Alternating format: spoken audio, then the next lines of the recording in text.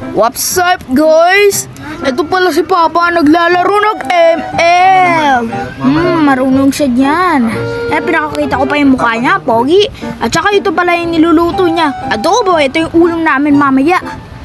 Ang sarap nito. So ako, nahihintay ko. Tsaka ito ang aking kapatid nag-aaral ng math. Nahirap-hirap pa siya. Nag-iisip pa ako para siya magpasa. Haha, ito naman si Papa, ito naman si Mama, inaantok. At ito naman, yung ulam namin. Umuusok na.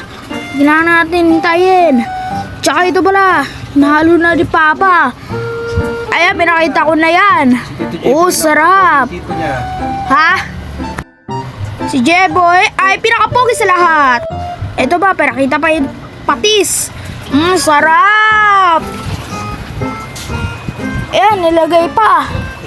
Oh, ayan, pinaghalo ulit. Sarap.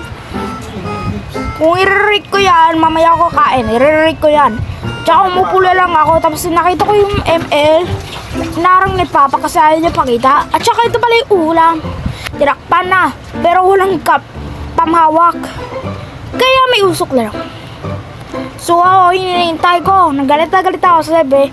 Sobrang tagal. Ito naman ang aking kapatid. Hirap-hirap, ginagamit niya paa niya. At saka ito. Sarap po. Umupula naman ako ulit. Tsaka tinignan ko ang pagpupugi ng mukha ko. Tsaka ito naman si JJ. Ang aking pinsan at ito si Zaizy. Ang aking pinsan ulit. Why? Ito naman yung ulam namin. Sobrang sarap. Ayun na, tapos na yung luto namin. Tara, kain! Sarap!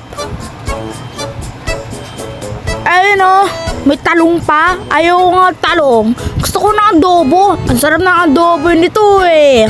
Kaya popular to eh. Sarap! Ito na pala, ito na pagkain namin. Ito na, ang sarap. Ito, tinikman ko na nga eh. Ayun o, kung i-rate ko to, 10 over 10, sobrang sarap! Bye-bye!